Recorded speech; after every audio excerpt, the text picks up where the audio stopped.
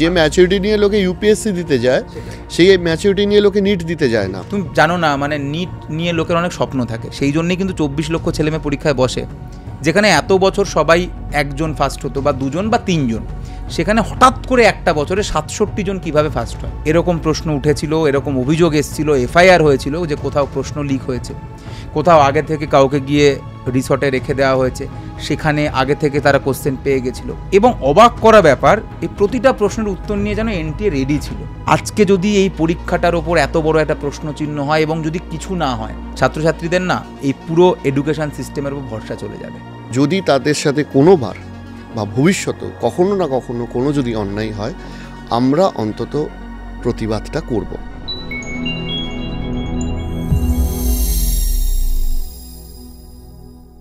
দেখুন, আজকের পডকাস্টটা কোনো শৌখিন বিষয় নিয়ে নয়। আজকে আমরা আমাদের অনেক ভাই বোনেরা রয়েছে যারা নিট পরীক্ষার্থী ছিলেন এবং যাদের এই নিট পরীক্ষার যে রেজাল্ট সেটা অবাক করা হয়েছে এবং অনেকের কাছে সেটা দুঃস্বপ্নের মতো। আমি আজকে এই সময় খবরের কাগজেও দেখছিলাম যে একজন ছাত্র নিখোঁজ হয়ে গেছে এই রেজাল্টের পর। তো যে পরীক্ষাটা নিয়ে তারা সারা বছর পরিশ্রম করে, যে পরীক্ষাটা নিয়ে তারা স্বপ্ন দেখে, তাদের পরিবার জীবনের সর্বস্ব ত্যাগ করে এই পরীক্ষার প্রস্তুতি নেওয়ার জন্য বাচ্চাদের কোর্সের ফিস দেন কিংবা বিভিন্ন শিক্ষক শিক্ষিকার কাছে ভর্তি করান, সেই পরীক্ষার রেজাল্ট যখন হতাশজনক হয় এবং সর্বোপরি বিতর্কিত হয়, তখন কিন্তু আমাদের দুঃখ লাগে এবং একজন সমাজ সচেতন মানুষ হিসাবে আমার মনে হয় যে এই বিষয়টা নিয়ে কথা বলাটা দরকার। পশ্চিমবাংলায় যারা এই নিট পরীক্ষার্থীদের হয়ে লড়ছেন তাদের মধ্যে অত্যন্ত অগ্রণী ভূমিকায় রয়েছেন অর্কদীপ বাবু। উনি নিজেও একজন ডাক্তার এবং ওনার ইউটিউবে ডক্টর লুজার বলে একটি চ্যানেলও রয়েছে। আমার মনে হয় যারা আমাদের ছাত্রছাত্রী ভাই বোনেরা যারা নিট পরীক্ষার্থী কিংবা ভবিষ্যতে দেবে, তারা সবাই ওনাকে চেনেন। আমরা চলুন ওনার সাথে আলোচনা করি যে কোন কোন বিষয়গুলোতে ছাত্রছাত্রীদের অসুবিধা হয়েছে কিংবা এই নিট পরীক্ষার রেজাল্ট কোথায় কোথায় ঠিক বিতর্কিত।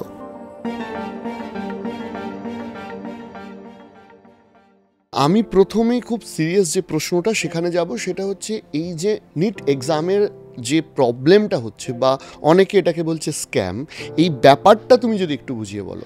দেখো, এটা বলতে গেলে একটু যদি ছোট করে বলি তাহলে নিট পরীক্ষা হয় মে মাসে এবং পরীক্ষা হওয়ার পর থেকে এটা বলা হয়েছিল যে 14 জুন রেজাল্ট বেরোবে। যদিও দেখা যায় যে রেজাল্টটা বেরোয় 4 জুন, হঠাৎ করে 4 জুন রেজাল্ট বেরোয়। বলা ভালো ওই দিনই কিন্তু সেই দিন লোকসভার, যেদিন লোকসভা ভোটের রেজাল্ট বেরোচ্ছিল, তো কেউ জানতো না, হঠাৎ করে রেজাল্ট বেরিয়ে যায়। রেজাল্ট বেরোনোর পর থেকেই অনেকগুলো জিনিস দেখা যায় প্রথমবারের জন্য। কি দেখা যায়? যে পরীক্ষা হয় মোট 720-তে, 720-তে 720 পেয়ে প্রথম স্থানে রয়েছে, মানে ফার্স্ট হয়েছে গোটা দেশে 67 জন ছাত্রছাত্রী। প্রথম সমস্যা এটা আগের বছর 3 জন, যেটা এতদিন ধরে হয়তো কখনো 1 জন পেয়েছে, কখনো 2 জন, কখনো 3 জন। এই প্রথমবার দেখা যায় যে একসঙ্গে 67 জন ফার্স্ট। সেকেন্ড যেটা দেখা যায় যে 718, 719 এরকম নম্বর কিছু ছাত্রছাত্রী পেয়েছে, যেটা অ্যাকচুয়ালি সম্ভব নয়। তার কারণ এটা একটা ওই পরীক্ষা যেখানে 180টা প্রশ্ন থাকে, +4 পারলে +4, ভুল হলে -1। তাহলে তুমি যদি একটা প্রশ্ন ছেড়ে দাও তাহলে তুমি 716 পাবে, আর যদি একটা উত্তর ভুল করো তাহলে 4 তো গেলই, সঙ্গে আরও -1 হয় 715 পাবে। 718, 719 পাওয়া সম্ভব নয়। তো দেখা যায় যে 718, 719 পেয়েছে লোকে। তার সঙ্গে যেটা দেখা যায় যে একটা ব্যাপক র্যাঙ্ক ইনফ্লেশন, মানে যে র্যাঙ্কে ধরো গত বছর 20,000 র্যাঙ্ক হয়েছিল, সেটা 1 লাফে বেড়ে 70,000 র্যাঙ্ক হয়ে গেছে এবছর। তো মেনলি এই 3টে জিনিস লক্ষ্য করা যায় রেজাল্টের দিন। এবং তখন যখন কথা ওঠে, তারপরে এই পরীক্ষাটাকে যারা অর্গানাইজ করেন, এনটিএ, ন্যাশনাল টেস্টিং এজেন্সি, ওনারা রাত্রিবেলা একটা নোটিশ বার করে বলেন যে ওনারা কিছু ছাত্রছাত্রীকে, যদিও সেদিন কিন্তু ওনারা বলেননি কতজন, কিছু ছাত্রছাত্রীকে ওনারা নম্বর বাড়িয়েছেন। এবং সেই নম্বর ওনারা বাড়িয়েছেন একটা মেথড ফলো করে, সেই জন্যেই কারুর নম্বর 718, 719 এরকম এসছে। এবং ওনারা নাম্বার বাড়িয়েছেন -20 থেকে 720 অবধি, এই রেঞ্জে। তার মধ্যে কিছু ছেলেমেয়ের নাম্বার 718, 719 এসছে। এটা ওনারা তখন বলেন যখন রেজাল্ট বেরোনোর পর থেকে বহু প্রশ্নচিহ্ন আসে। তো এইটা হচ্ছে প্রথম ব্যাপার, ক্ল্যারিফিকেশনের অভাব। হ্যাঁ, কিন্তু এরপরে যখন এই যে মেনলি এই 3টে পয়েন্ট ওঠে, মানে মেনলি 4টে পয়েন্ট ওঠে, যে কেন হঠাৎ করে রেজাল্টের ডেটটাকে এগিয়ে আনা হলো। যেখানে বলা ছিল 14 জুন রেজাল্ট বেরোবে, সেখানে 4 জুন, যেখানে গোটা ভারতবর্ষ ব্যস্ত, মিডিয়া ব্যস্ত, পুরো একটা অন্য ইস্যু নিয়ে, সেই দিন রেজাল্ট কেন বেরোলো। দ্বিতীয় প্রশ্ন আসে, যেখানে এত বছর সবাই একজন ফার্স্ট হতো বা 2 জন বা 3 জন, সেখানে হঠাৎ করে একটা বছরে 67 জন কিভাবে ফার্স্ট হয়। তারপরে প্রশ্ন আসে যে এই 718, 719 যেটা গ্রেস মার্কস কেন দেওয়া হলো, কিভাবে দেওয়া হলো, এইটা যেটা ওনারা প্রথম দিনই বলেছিলেন রাত্রিবেলা যে কিছু ছেলে মেয়েকে ওনার নাম্বার বাড়িয়েছেন, তো সেটার ব্যাপারে জানা যায় কতজনের নম্বর বাড়ানো হয়েছে, কেন নাম্বার বাড়ানো হয়েছে। এবং 4 নম্বর যে প্রশ্নটা আসে যে এতটা কি করে র্যাঙ্কের ইনফ্লেশন হলো, এই প্রশ্নগুলো ওঠে। এবং অবাক করা ব্যাপার, এই প্রতিটা প্রশ্নের উত্তর নিয়ে যেন এনটিএ রেডি ছিল।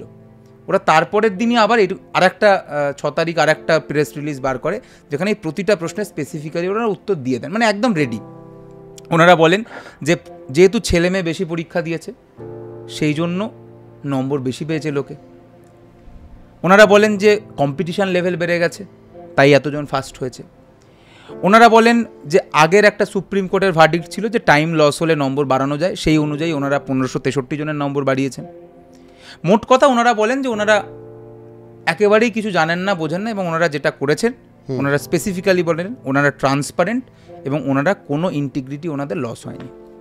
কিন্তু অরিজিৎদা একটা কথা আমি তোমাকে বলি, যখন পরীক্ষা হয়েছিল অর্থাৎ মে মাসে, সেই সময় থেকে, তার আগে থেকে, তারপরে সারা দেশ জুড়ে বহু এরকম প্রশ্ন উঠেছিল, এরকম অভিযোগ এসেছিল, এফআইআর হয়েছিল যে কোথাও প্রশ্ন লিক হয়েছে, কোথাও আগে থেকে কাউকে গিয়ে রিসর্টে রেখে দেওয়া হয়েছে, সেখানে আগে থেকে তারা কোশ্চেন পেয়ে গেছিলো। এরকম অভিযোগ উঠেছিল যে একটা অন্যান্য রাজ্যের ছেলে একটা পার্টিকুলার সেন্টারে তাদের সিট পড়েছে, যেটা হওয়ার কথা নয়। মানে ধরো কেউ আজকে কলকাতায় থাকে, সে কলকাতা থেকে কেন মুম্বাইতে পরীক্ষা দিতে যাবে, সে তো চাইবে ঘরের পাশে পরীক্ষা দিতে। কিন্তু এরকম দেখা যায় যে কিছু সেন্টারে দূর দূর থেকে ছেলেমেয়েরা গেছে পরীক্ষা দেওয়ার জন্য। তো এরকম বহু প্রশ্নচিহ্ন ছিল। এটাকেও এনটিএ সব মানে ওনাদের প্রেস রিলিজে খুব ক্লিয়ারলি বলে দেন যে এগুলোর অভিযোগ অনেক এসছে, বাট যে কটা টুকটাক এসে সেগুলোকে ওনারা হ্যান্ডেল করে নিয়েছেন, বাকি অভিযোগগুলোকে ওনারা অ্যাকচুয়ালি উড়িয়ে দেন। তো সব মিলিয়ে যেটা পরিস্থিতি দাঁড়ায় যে ওনারা বলেন যে সবটাই নর্মালি হয়েছে, এর মধ্যে কোনো রকম এমন কিছু নেই যেটা গোলমেলে। প্রথম সমস্যা এটা গেল। আচ্ছা, দ্বিতীয় সমস্যা হচ্ছে, যদিও আমরা যখন শ্যুট করছি তখন আমরা খবর পেলাম যে গ্রেস মার্কস নিয়ে এনটিএ সুপ্রিম কোর্টে কিছু একটা বলেছে, সেটাও তুমি একটু ক্ল্যারিফাই করে দেবে। আর একটা বিষয় হচ্ছে যে ধরো এই যে 67 জন ফার্স্ট হওয়া, বা সত্যি তো 3 লাখ ছাত্রছাত্রী গত বছরের থেকে বেড়েছে, তাহলে কাট অফ মার্কস কিংবা ইন জেনারেল র্যাঙ্কিংয়ের এমন কি তফাৎ হলো যে কারণে তোমরা ক্যান্ডিডেট বাড়া সত্ত্বেও এই অভিযোগটা আনতে বাধ্য হচ্ছ কার্যত? দেখো, একটা হচ্ছে গ্রেস মার্কস নিয়ে যেটা আমরা প্রথম থেকেই বলছিলাম, আমরা সব জায়গায় অভিযোগ করেছি, হাইকোর্ট, সুপ্রিম কোর্ট, যে গ্রেস মার্কস যে দেওয়া হলো সেটা ওনাদের কোনো রকম যে ব্রোশিওর বেরোয় পরীক্ষার আগে সেখানে মেনশন করা ছিল না যে কারুর টাইম লস হলে গ্রেস মার্কস পাবে। তাহলে হয়তো গোটা দেশের অনেকেই কমপ্লেন করতো, শুধুমাত্র যারা কমপ্লেন করলো তাদের নম্বর বাড়িয়ে দিল, এটা তো ঠিক নয়। হয়তো অনেকের টাইম লস হয়েছে কিন্তু এই নিয়মটা তো জানতো না। তাই আমাদের এটা বক্তব্য ছিল, যেটা আমাদের বক্তব্য ছিল, গ্রেস মার্কস হঠাৎ করে এরকম দেওয়া যায় না, এটা নিয়ম থাকা উচিত যাতে গোটা দেশের ছেলেমেয়ে জানতে পারে। কারণ ওনারা বললেন যারা অভিযোগ করেছিল কোর্টে গিয়ে যে আমাদের টাইম লস হয়েছে, আমরা তাদের নম্বর বাড়িয়ে দিয়েছি। কিন্তু তাহলে তাদের কি হবে যারা গোটা দেশে, যাদের আরও অনেক টাইম লস হয়েছে? কারণ অনেক জায়গায় বলেছে কোশ্চেন দিতে দেরি করেছে, কোথাও ঘড়ি বন্ধ হয়ে গেছিলো, বিভিন্ন রকম অভিযোগ আছে অনেক জায়গায়। তো তাদের কি হলো? এটা 1 নম্বর। 2 নম্বর, যে রায়ের ভিত্তিতে এনটিএ বলছিল যে ওনারা নাম্বার বাড়িয়েছেন, ওটা একটা অনলাইন পরীক্ষা ছিল, এটা একটা অফলাইন পরীক্ষা। তো দুটোর সঙ্গে তুলনাই হয় না কোনো রকম। তো ফাইনালি এটা তো প্রথম থেকেই বোঝা যাচ্ছিল যে এটা গড়বড়ে। তো আজকে সুপ্রিম কোর্টে গিয়ে এনটিএর তরফ থেকেই বলা হয়েছে যে ওনারা গ্রেস মার্কসটাকে সরিয়ে নিলেন। তার মানে আরও পরিষ্কার হয়ে গেল এটা ঠিক নিয়ম মেপে হয়নি। এবং এটা আরও ভয়ঙ্কর এটা ব্যাপারটা আমি তোমায় বলছি, ওনারা বলে দিলেন যে গ্রেস মার্কস উঠিয়ে দিলাম আমরা, তার যাদের নম্বর বাড়ানো হয়েছিল তাদের সামনে 2টো অপশান, আইদার যে নাম্বার অ্যাকচুয়ালি পেয়েছিল সেটা মেনে নাও, অথবা আরেকবার পরীক্ষা দাও, যেটা ডেট ওনারা দিয়েছেন 23শে জুন। কিন্তু অরিজিৎ দা, তুমি ভাবো একটা জায়গা, শুধু এনটিএ একবারও প্রথমে কিন্তু বলেনি যে আমরা গ্রেস মার্কস দিতে যাচ্ছি। ইভেন রেজাল্ট যখন বেরোলো তখনও কিন্তু ওনারা ওই রেজাল্টের কপিতে মেনশন করেননি যেখানে কিছু স্টুডেন্টের গ্রেস মার্কস দেওয়া হয়েছে। ওনারা ওটা কখন স্বীকার করলেন? যখন সারা দেশ জুড়ে অভিযোগ উঠলো কী করে 718, 719 পাওয়া যায়, কী করে একই সেন্টার থেকে 6 জন 720 পায়, তখন কিন্তু ওনারা গিয়ে বললেন যে আমরা গ্রেস মার্কস দিয়েছি। এবং আজ অবধি, মানে এই সুপ্রিম কোর্টে যাওয়ার আগে অবধি ওনারা কিন্তু এই পয়েন্টে স্ট্যান্ড করছিলেন যে আমরা সুপ্রিম কোর্টের রায় অনুযায়ী নম্বর বাড়িয়েছি। কিন্তু আজকে গিয়ে ওনারাই প্রথমেই কিন্তু বলে দিলেন যে না, গ্রেস মার্কস ক্যান্সেল। তার মানে ওনারা অলরেডি স্বীকার করে নিলেন, অলরেডি ওনারা এমন কিছু একটা করেছিলেন যেটা ঠিক নয়, নাহলে ওনারা করবে। তাহলে তুমি ভাবো এইটাই যদি এই পর্যায়ে হয় প্রথম স্টেপেই, তাহলে আর কি হয়েছে। তার কারণ সমস্যাটা শুধু গ্রেস মার্কসের নয়, যেরকম বললাম যে আজকে তাহলে তার মানে শুধুমাত্র ওই কজন ছেলেমেয়ে যাদের নম্বর বাড়ানো হয়েছিল তাদের সামনে সুযোগ আসছে আর একটা পরীক্ষা দেওয়া। গ্রেস মার্কস মানে মোটামুটি 1500-1600 কাছাকাছি, 1563 জন। তাহলে গোটা দেশে এরকম বহু লোকের সমস্যা হয়েছে, 24 লাখ পরীক্ষার্থী, অনেকের সমস্যা হয়েছে যে কারুর টাইম লস হয়েছে, কারুর কোশ্চেন দিতে দেরি হয়েছে, কোথাও ঘড়ি বন্ধ ছিল, এরকম বহু অভিযোগ আছে। তারা তো প্রথম কথা আর অপশানই পেল না আর একবার কিছু করার, এটা একটা খুব বড় দিক। তারপরের কথা হচ্ছে, আমি প্রথম থেকে যেটা বলছি, এটার থেকেও একটা বড় ইস্যু আছে, যেটাকে আমার মনে হয় খুব বুদ্ধি করে আজকে গিয়ে পুরো ব্যাপারটাকে এমন একটা ধামাচাপা দেওয়ার চেষ্টা করা হলো, যেখানে আগেই বলে দেওয়া হলো যে না আমরা ওটা সরিয়ে নিলাম, যেটা হাইড হয়ে গেল এটার পিছনে। সেটা হচ্ছে যে যেখানে প্রশ্নের স্ট্যান্ডার্ড অন্যবার যেরকম হয় সেরকমই ছিল, যেখানে প্রতি বছরই আগের বছরের থেকে 1-2 লাখ ছেলে মেয়ে বেশি পরীক্ষা দেয়, প্রতি বছরই দেয়, এবং সেই অনুযায়ী প্রতি বছরই ধরো র্যাঙ্কের ইনফ্লেশন হয়। মানে একটা এক্সাম্পল বলছি, ধরো 600 নম্বর পেয়ে ধরো 2021 সালে তাদের র্যাঙ্ক যদি হয় ধরো 12,000, তাহলে 2022-এ হয়েছে 14,000, 2023-এ হয়েছে ধরো 18,000, আমি এক্সাম্পলে বলছি। তাহলে সেই অনুযায়ী 2024 হবে 20,000, 25,000, 30,000 অবধি হবে। এটা একটা হওয়া উচিত ছিল। প্রতিবারই কিন্তু ক্যান্ডিডেটের সংখ্যা বেড়েছে, সেই অনুযায়ী র্যাঙ্কও একটু বাড়বে, এটা নর্মাল একটা হিসেব। বা প্রতি বছর ফার্স্ট হয় ধরো 1 জন, কখনো 2 জন, কখনো 3 জন, এবার 5 জন হলো, 10 জন হলো, কিন্তু একসঙ্গে 67 জন ফার্স্ট হয়ে যাওয়া, 6 জন গ্রেস মার্কসকে বাদ দিয়ে দিলে 61 জনের একসঙ্গে ফার্স্ট হয়ে যাওয়া, মানে ফার্স্টের মধ্যেও গ্রেস 6 জন ছিল, 6 জন, মানে এরকম ক্যান্ডিডেট ফার্স্ট হচ্ছে যাদেরকে গ্রেস মার্কস দিয়ে দেওয়া, গ্রেস মার্কস ওই 6 জনকে সরিয়ে দিলাম, তাহলে 61 জনের একসঙ্গে ফার্স্ট হয়ে যাওয়া। 101 বারের মধ্যে অলমোস্ট, যেখানে গত বছর যে নম্বর পেয়ে 20,000 র্যাঙ্ক হয়েছিল, এবার সেই র্যাঙ্ক হয়ে গেছে 70,000, মানে তুমি ভাবো 300% ইনফ্লেশন হয়ে গেছে র্যাঙ্কের। এগুলো কিন্তু নর্মালি সম্ভব না। এটা দুটোই উপায় হতে পারে। এটা কেন হয়েছে? আইদার 1 বছরের মধ্যে প্রচুর ছেলেমেয়ে হঠাৎ করে ভালো হয়ে গেছে, সবাই সব জেনে গেছে এবং সবাই প্রচুর নাম্বার পেয়েছে, এটা একটা অপশান। দ্বিতীয় আর একটা যেটা অবশ্যই বড় দিক, সেটা বড় সড়ো এখানে কোনো গড়বড় আছে।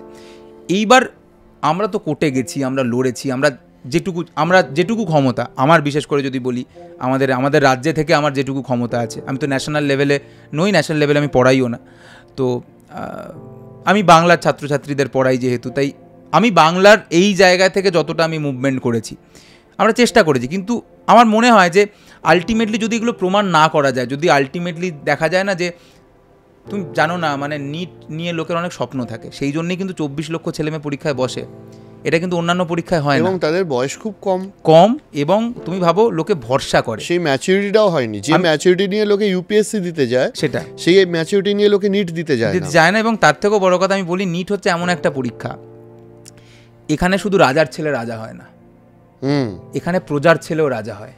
একজন যার বাবা হয়তো চায়ের দোকান, বা চায়ের দোকানের হয়তো কর্মচারী, বা যার বাবা হয়তো ভ্যান চালান, রিক্সা চালান, তার ছেলে মেয়েও ভাবে যে আমি এই নিট পরীক্ষাটা যদি কোয়ালিফাই করতে পারি, তাহলে আমি আমার সমাজও পাল্টাবো, আমার পরিবারও পাল্টাবো, সেই ভরসাটা তার রয়েছে।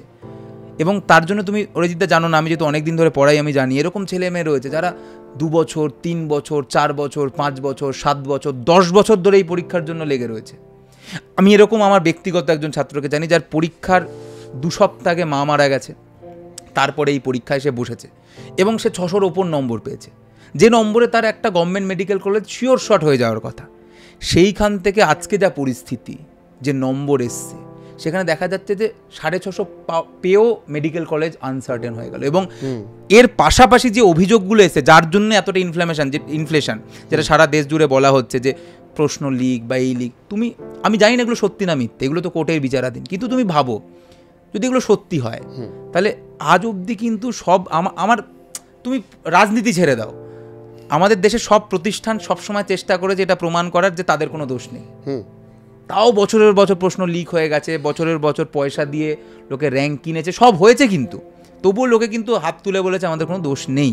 কিন্তু তুমি ভাবো এই যে ছেলে মেয়েগুলো, যার বাবা ভ্যান চালান, যার মা মারা গেছে, সে তবুও লেগে রয়েছে, যে বাইরে বেরিয়ে যখন বন্ধুরা জিজ্ঞাসা করে তুই কি করিস, সে উত্তর দিতে পারে না যে আমি এখনও সেই এইচএস পাস হয়েই বসে রয়েছি, কারণ তার স্বপ্ন এই পরীক্ষাটাকে আমি ক্র্যাক করে আমি ডাক্তার হব, মেডিকেল কলেজে যাব।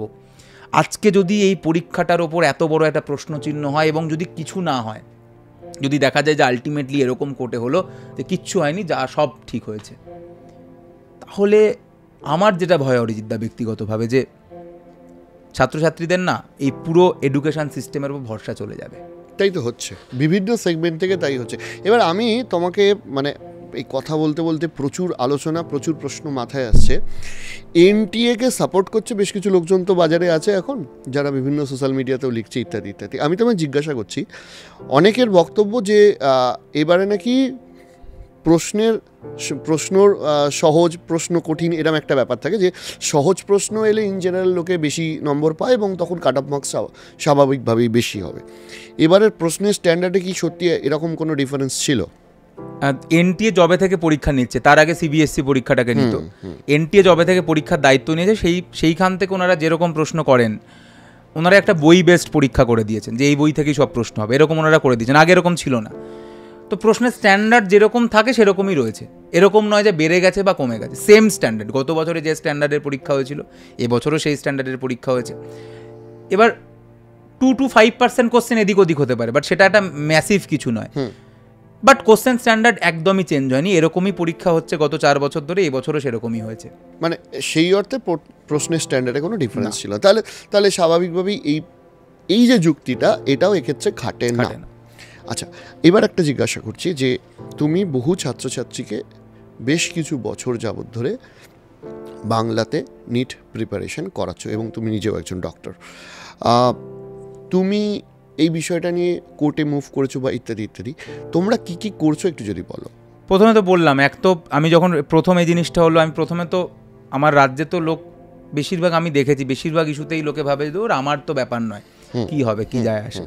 তো আমার যেটুকু জায়গায় শক্তি আছে সোশ্যাল মিডিয়া, কারণ আমি তো যেটা আমাদের মেন স্ট্রিম মিডিয়া, তাদেরকে তো আমি অ্যাট্রাক্ট করতে পারবো না ইস্যুটা, আমার সেই ক্ষমতা নেই। তাই আমি প্রথমে সোশ্যাল মিডিয়া দিয়ে চেষ্টা করি।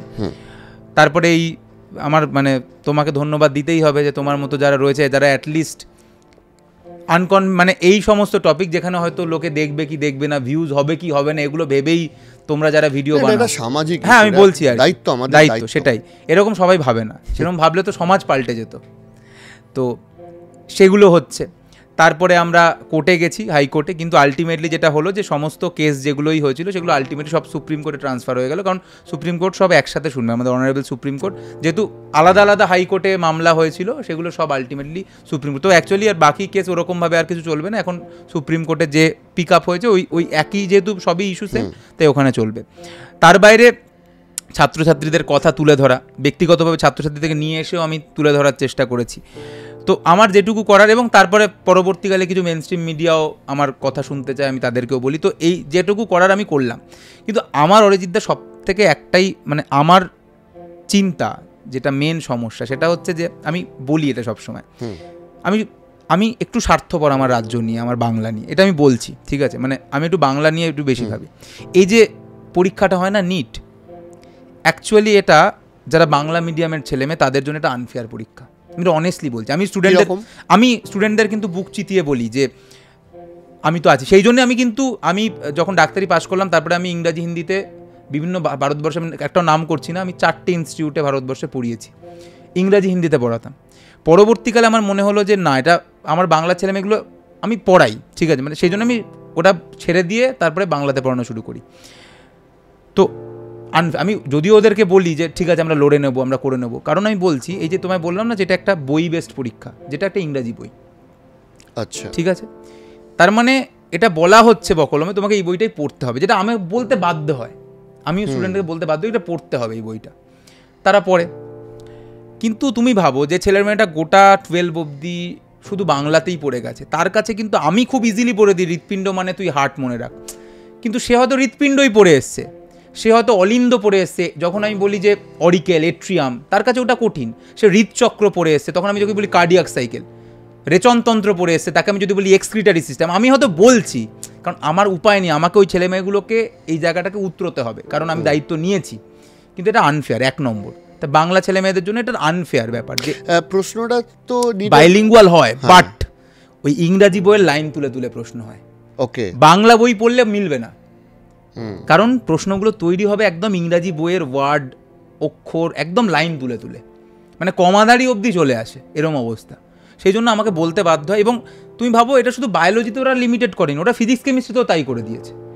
তার মানে কারোর শুধু যদি জ্ঞান থাকে কেমিস্ট্রি ফিজিক্সে, তাতেও সে হয়তো ভালো নম্বর পাবে না, কারণ তাকে ওই বইটাই পড়তে হবে আলটিমেটলি। মানে এক্ষেত্রে বাংলা মিডিয়ামের ছেলেদের বা যে কোনো রিজিওনাল ল্যাঙ্গুয়েজের মিডিয়ামের ছেলেদের, যারা ইংলিশ মিডিয়াম নয়, তাদের যেটা অসুবিধা হচ্ছে, প্রথমত হচ্ছে নলেজটাকে ক্র্যাক করতে হচ্ছে, দ্বিতীয়ত হচ্ছে ল্যাঙ্গুয়েজ ক্র্যাক করতে হচ্ছে এবং ডাবল প্রবলেম। হ্যাঁ, এটা একটা সমস্যা ছিল।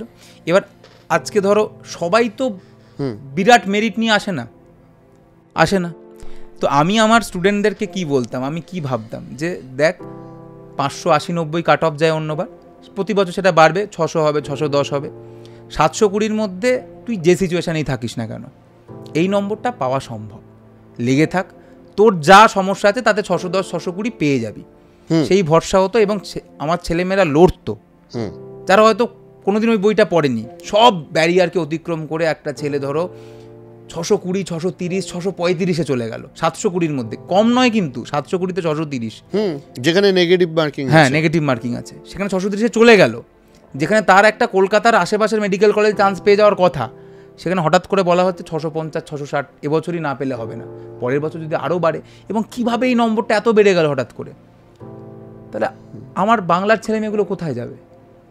সব ছেলেমেয়ে 720-তে 720, আমি বলতে পারি, লোকে মার্কেটিংয়ের জন্য গিয়ে বলতে পারে যে আমার কাছে পড়ো, আমি তোমাকে 720-তে 720 পাওয়াবো। কিন্তু আমি বলছি কোনো ইনস্টিটিউট, কোনো টিচারের ক্ষমতা নেই একটা ছাত্রছাত্রীকে 720 পাওয়ানোর, যদি না সে এক্সট্রা অর্ডিনারি হয়। এক্সট্রা অর্ডিনারি শুধু মেরিটে নয়, একটা ছেলেকে যদি 720-র মধ্যে 700 আপ পেতে হয়, তাহলে তাকে কিন্তু অন্য লেভেলের জিনিস হতে হবে পুরো। তার পরিশ্রম, তার ডেডিকেশন, তার হার্ডওয়ার্ক এক্সট্রিম লেভেলে হতে হবে, মানে অলমোস্ট তাকে রোবট হতে হবে। মানে যেহেতু 10 মাস, 11 মাস, 1 বছর সময়, আমরা মানুষ, আমাদের মন খারাপ হয়, কিন্তু যখন তুমি জানো 720-র মধ্যে আমাকে 680, 690 পেতে হবে, নাহলে চান্স হবে না আমার, তাহলে তোমার মন খারাপ করারও জায়গা নেই। কারণ তুমি যদি মন খারাপ করে 7 দিন না পড়ো, তাহলে তোমার থেকে এগিয়ে গেল 7 দিন। এই সিচুয়েশনটা তো হওয়া এক্সপেক্টেড ছিল না। এবং এটা তো একটা দিক, আর এটা যদি আরও প্রমাণিত হয় এবং সেটা নিয়ে যদি কোনো বিচার না হয় যে এত যে র্যাঙ্কে ইনফ্লেশন, এত যে র্যাঙ্ক উঠে গেল, তার কারণ অন্য কিছু ছিল, যে কেউ এই ব্যাপারটা ভয়ঙ্কর কিনে নিয়েছে। তাহলে আমার এই বাংলার ছেলে মেয়েগুলো, আমি অন্য রাজ্যের কথা বলছি না, প্রতিটা রাজ্যেরই সমস্যা হতে পারে, আমি আমার রাজ্য নিয়ে বলছি, যে তুমি বাংলায় কথা বলছি, বাংলার ছেলে মেয়ে দেখবে, তাদের কিন্তু সত্যি তাদের জন্য এটা অন্যায়। এবং আমি এই জন্য অ্যাটলিস্ট আমার রাজ্য সরকারকে বলবো, যেহেতু আমরা রাজ্যে রয়েছি, এই ইস্যুটা নিয়ে কথা বলতে সিরিয়াসলি, যে আমার যারা বাংলা মিডিয়ামের ছেলে মেয়ে, আমি অন্যান্য বোর্ডের কথা বলছি না, কারণ অন্যান্য বোর্ড নয় করে ফেলবে, আমার যারা বাংলা মিডিয়ামের ছেলে মেয়ে, তাদের কোথাও না কোথাও তাদের সাথে এটা আনফেয়ার হচ্ছে আলটিমেটলি। কারণ সে একে বাংলায় পড়ছে, তারপরে তাকে ইংরাজি একটা বই পড়তে হচ্ছে, তারপরে তাকে বলা হচ্ছে যে তুমি 670-80 পাও, নাহলে তুমি মেডিকেল কলেজ পাবে না। মানুষের তো, তোমার আমার সবার হয়েছে, মন খারাপ হয়েছে, পড়তে ইচ্ছা করেনি, 3-4 দিন পড়তে পারিনি না। এবং সেটা যদি একটা গ্র্যাজুয়ালি কাট অফ মার্কসটা বাড়তো, তাহলে একটা ব্যাপার, সেটাই হচ্ছিল। এবছর হঠাৎ করে এতটা হয়ে গেল। এবার আমি তোমার একটা জিনিস জিজ্ঞেস করছি, যে হারে ছাত্রছাত্রী বাড়ছে গোটা দেশে, সেই হারে কি সিট বাড়ছে? সিট বাড়ছে না। এবার সিট বাড়লে বা না বাড়লে, সব দিক থেকে পুরো ব্যাপারটা না ঘেটে গেছে। তুমি যদি, আমি সিট বাড়ার কথা যদি বলি, সেটা আবার অন্য দিক। ধরো প্রচুর সিট বেড়ে গেল, তারপরে যে ডাক্তার তৈরি হবে, ডাক্তারের এখন কিন্তু ডাক্তার পেশেন্টের রেশিও আস্তে আস্তে কমছে ভারতবর্ষে। তাহলে যারা বেরোবে সবাই ধরো ডাক্তার হব করছে, তারপরে ধরো প্রচুর ডাক্তার বেরিয়ে গেল, প্রচুর ডাক্তার হলো, যেরকম আজকে প্রচুর মেডিকেল কলেজ হচ্ছে, তারও কিন্তু একটা খারাপ এফেক্ট আছে। কোনো ব্যাপারটা না ব্যালেন্স হচ্ছে না। আমার মনে হচ্ছে না, কোনো ইঞ্জিনিয়ারিং ওরকম বলছি না। আমি ক্ল্যারিফাই করে নিই, যেহেতু অনেকে দেখবে তারা ভুল ধারণা পেতে পারে। আমাদের দেশের রিপোর্ট অনুযায়ী 30-40% ইঞ্জিনিয়ার, ইভেন 30-40% MBA স্টুডেন্টস, তারা এমপ্লয়েবল কন্ডিশনেই নেই। সেটাও, এটা ডাক্তারির ক্ষেত্রেও হতে পারে। এবার আমি যদি ইঞ্জিনিয়ার একজন ভুল প্রডিউস করি, তাহলে হয়তো একটা সফটওয়্যারে গন্ডগোল হতে পারে, একটা মেশিনে গন্ডগোল হতে পারে, কিন্তু ডাক্তার যদি এইভাবে হয়ে যায়, তখন মানুষের জীবন মরণ নিয়ে খেলা হচ্ছে।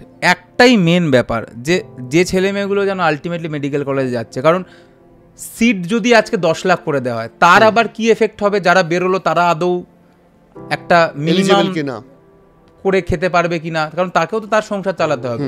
আচ্ছা, রাশিয়া ইউক্রেন যুদ্ধের সময় আমি দেখছিলাম যে ইউক্রেন থেকে প্রচুর ছাত্রছাত্রী এসছে যারা ওখানে ডাক্তারি পড়তে গেছে, তাহলে এই বিদেশে কারা মূলত যায়? এই পুরো ব্যাপারটা নিয়ে যদি কথা বলতে যাই না, মানে এটা একটা খুব ছোট করে তুমি, মানে অনেকগুলো ইন্ডাস্ট্রি আছে তো বিভিন্ন দিকে, ঠিক আছে, আমি এত ছোট মানুষ, আমার মনে হয় এগুলো নিয়ে কথা বলা শোভা পায় না, বাট এগুলো সবই না আমার না কোথাও ইন্টারলিঙ্কড মনে হয়। দেখো একটা স্বাভাবিক ব্যাপার, ধরো আজকে যে 620-30 পেয়েছে, যে দেখলো যে আমি এত বছর পরিশ্রম করার পরেও, এত কিছু করার পরেও আমি সরকারি মেডিকেল কলেজে পেলাম না যেটা আমার পাওয়া কথা ছিল, সামাও আমি পেলাম না। ধরো কোর্টে এইটা প্রমাণিত আর আলটিমেটলি হলো না যে সত্যি কিছু হয়েছে বা তার কোনো ফেয়ার কিছু হলো, তো ওই ছেলে বা মেয়েটা সে তো তখন এখান থেকে বেরোতে চাইবে, সে তো আরও একটা বছর সে ভাববে আমি আবার একটা বছর দেবো, কি গ্যারান্টি আছে পরের বছর 650 পেয়ে যাবে, পরের বছর হয়তো 675 হয়ে যাবে, বা যে হারে বাড়লো 700 হয়ে গেল, তাহলে সেই জায়গাটাতে বেরোতে চাইবে, তখন সে হয়তো বিদেশে চলে যেতে চাইবে, সে হয়তো বাড়ি ফাড়ি বন্ধক টন্দক দিয়ে লোকের থেকে ধার করে প্রাইভেট মেডিকেল কলেজে বা বিদেশে কোথাও চলে যেতে চাইবে, তো এই জিনিসটা হবে। তো এই জন্যই আমি চাই যে যেগুলো সরকারি মেডিকেল কলেজ, মানে যেগুলো অ্যাকচুয়ালি তুমি যদি ঘুরিয়ে বলো যেগুলো পাবলিক ট্যাক্স দিচ্ছে এবং সেগুলো দিয়ে যেখানে কম পয়সায় পড়া যায় এবং খুবই কম, মানে ধরো বছরে 9,000 টাকা, তাহলে মানে আমি পশ্চিমবঙ্গের কথা বলছি, মানুষের শুনলে গুজবাম্প হবে। আমি বলছি, আমি এরকম একজন স্টুডেন্টকে চিনি যার বাড়িতে দুবেলা খাওয়ার টাকা ছিল না, মায়ের বিয়ের কিছু গয়নাগাটি ছিল, সেইগুলো সোনার দোকানে গিয়ে বিক্রি করে তিনি কোনো একটা ইনস্টিটিউটে ছেলেকে ভর্তি করেছেন এই পরীক্ষাটার জন্য। সেটাই কারণ যদি সরকারি মেডিকেল কলেজে পাওয়া যায় তাহলে ইকোনমিক্যাল দিক থেকে তাকে ডাক্তার হওয়া থেকে কেউ আটকাতে পারবে না। শুধু ডাক্তার হওয়া না, এই ডাক্তার হওয়াটা আজকের ডেটে তুমি যেটা বলছিলে যে এখানে প্রজা ও রাজা হচ্ছে বা ইত্যাদি ইত্যাদি, আমি তোমায় বলছি এই ডাক্তার হওয়াটা শুধুমাত্র মানে একটা সামাজিক প্রতিষ্ঠা পাওয়া বা ইত্যাদি না। একটা গরিব পরিবার, যে পরিবারের ছেলেটা পড়াশোনায় ভালো, সেই পরিবারটা না দেখবে আমাদের এখানে পয়সা কম হলে আত্মীয় স্বজন বলো, পাড়া প্রতিবেশী বলো, দীর্ঘদিন ধরে তাকে বিভিন্ন রকমের খারাপ এক্সপিরিয়েন্স সহ্য করতে, সেটাই এবং তাকে হয় না সেই বাংলা কথায় বলে যে তাকে একটু হেয় করা হয়। এই আমার ছেলে যদি ডাক্তার হয়, আমি সামাজিক আমার যে উন্নতি, যেটা হওয়া উচিত না, সকলকে সমান সম্মান দেওয়া উচিত, কিন্তু আমাদের সমাজে তো পারফেক্ট সমাজ নয়, সোসাইটি নয়, কিন্তু আমার ছেলে যদি ডাক্তারিতে চান্স পায় তাহলে আমার এই সামাজিক যে সম্মানটা সেটা বাড়বে, এই আশাতেও অনেক বাড়ির লোক, অনেক পরিবার বুক করেছিল। তাই আমি এটাই তোমায় বললাম, মানে আমার খুব খারাপ লাগবে যদি এটা আলটিমেটলি, যদি সব কিছু ফেয়ার থাকে সেটা নিয়ে আমার কোনো বক্তব্য নেই, বাট যদি আনফেয়ার থাকে এবং সেটা যদি চাপা পড়ে যায় এবং যদি পুরো শিক্ষা ব্যবস্থার উপর প্রশ্ন উঠে যায় এবং আমাদের ভবিষ্যৎ প্রজন্মের যদি শিক্ষা ব্যবস্থার উপর ভরসা উঠে যায়, তাহলে তুমি ভাবতে পারছো না যে আজ থেকে 5-10 বছর পরে কি হতে চলেছে, যেখানে কেউ আর ভাবে পড়াশুনো করে তো লাভ নেই, কারণ আমি তো পড়াশুনো করেও কিছু পাবো না, আমার লাভ হবে না কিছু, তার থেকে আর কীভাবে পয়সা আয় করা যাচ্ছে সেই প্রসেসগুলো দেখি, পড়াশুনো আর করে কি হবে। কিন্তু পড়াশুনোর যে কতটা গুরুত্ব, কতটা শক্তি, সেটা আমাদেরই দোষ, আমাদের সমাজের দোষ যে আমরা সেটা করতে পারলাম না, এটাই আমার আনফরচুনেট। এবং এই নিটের ব্যাপারে আমি যেটা প্রথম দিন থেকে বলছি যে আমরা এটাই শুধু চাই যে যারাই মেডিকেল কলেজে যাক, যারাই ওই সাদা অ্যাপ্রনটা পড়ুক, তারা যেন সেটার যোগ্য হয়, একজনও অযোগ্য ছাত্রছাত্রী যেন কোনোভাবে চলে না যেতে পারে, সেটা তার যে ক্ষমতাই হোক না কেন, যে জোরই থাকুক না কেন, কিন্তু এই শুধু পড়াশুনোর যোগ্যতাতেই একজনের এই মেডিকেল কলেজে যাওয়া দরকার। এক্স্যাক্টলি। আর ফাইনালি আমি মানে আজকে খুব তোমার অনেক সময়ের অভাব রয়েছে, তুমি অনেকগুলো জায়গায় যাবে, আমি ফাইনালি তোমায় ছোট করে জিজ্ঞাসা করব, যারা ছাত্রছাত্রী, যারা আমাদের ভাই বোন বা তোমার ছাত্রছাত্রী, নিজের স্টুডেন্ট, ঘরের ছেলেমেয়ে, তাদেরকে এই মুহূর্তে তুমি কি বলতে চাইবে? প্রচুর ছেলেমেয়ে ভেঙে পড়েছে, অনেকে খুঁজে পাওয়া যাচ্ছে না এরকম বলছে। ইনফ্যাক্ট আমি ছোট করে থামাই, আমার কাছে এইমাত্রই এই সময়ের একজন সাংবাদিক তিনি রিপোর্ট পাবলিশ করেছেন, তিনি পাঠালেন যে পোলবায় একজন ছাত্র সেই রেজাল্টের পর থেকে নিখোঁজ। আমি জানি এটা খুব খারাপ সময় এবং অনেকে যারা ভেঙে পড়েছে অনেকে, তো আমরা তো চেষ্টা করছি সবাই, ন্যাশনাল লেভেলের অনেক টিচাররা তো করছেন, আমি আমার রাজ্য থেকে যেটুকু করার সেটুকু করার চেষ্টা করছি। আমি সবাইকে এটাই কথা বলবো, এটা খুব খারাপ সময়, তবে তুই করেই বলছি, যেহেতু অনেক ছোট তোরা, পড়াশুনো করেছিস তো, তোরা তো সবাই শিক্ষিত, তোদের তো কোনো দোষ নেই। পড়াশুনো আমাদেরকে এটাই শেখায় যে খারাপ সময় শক্ত থাকতে হবে, ভেঙে একদম পড়ার জায়গা নেই, জীবন অনেকটা বড়, এই মুহূর্তে কোনো ইমোশনালি ভুল ডিসিশান যেন কেউ না নেয়, এটা আমি অনুরোধ করব। এই সময় কেটে যাবে, আমি বলছি, খারাপের থেকে ভালোর জোর অনেক বেশি, সবসময় বেশি ছিল। হয়তো সময় লাগে, হয়তো খারাপে ইনস্ট্যান্ট রেজাল্ট পাওয়া যায়, ভালো রেজাল্ট পেতে হয়তো সময় লাগে, তবে আলটিমেটলি ভালো রেজাল্ট আসে, সেটা সময় লাগলেও আসে। তাই এই মুহূর্তে একটা খারাপ পরিস্থিতিতে কেউ কোনো ইমোশনাল ডিসিশান প্লিজ নিস না। এই সময় কেটে যাবে এবং যারা যোগ্য, যারা ডিজার্ভিং, তারা এমনভাবেই ফিরে আসবে যে সবাই চুপ হয়ে যাবে তারপর। ডেফিনেটলি। অর্কদীপ, অনেক ধন্যবাদ। আমি প্রথম এপিসোডে বলেছিলাম যে আরও একবার তোমাকে আনবো, কিন্তু এই ইস্যু নিয়ে যে আনতে হবে সেটা আমি ভাবতে পারিনি। তবে আমরাও ছাত্রছাত্রীদের বলতে চাই যে ডেফিনেটলি তুমিও এগ্রি করবে যে যদি তাদের সাথে কোনোবার বা ভবিষ্যতেও কখনো না কখনো কোনো যদি অন্যায় হয়, আমরা অন্তত প্রতিবাদটা করব। তো যাই হোক, তোমাকে অসংখ্য ধন্যবাদ আমাদের শোতে আসার জন্য এবং এই যে বিষয়টা নিয়ে এটা ডেসক্রাইব করার জন্য, এবং তোমাদের এই যে লড়াই, এই যে আন্দোলন, তাতে আমরা যারা নিট পরীক্ষা দিচ্ছিও না কিন্তু একজন সমাজের সুস্থ স্বাভাবিক মানুষ হিসাবে সব সময় আছি। একদম ধন্যবাদ তোমাকে অরিজিৎ দা, অনেক অনেক ধন্যবাদ এই ইস্যুটা নিয়ে কথা বলার জন্য। থ্যাংক ইউ আজকের জন্য।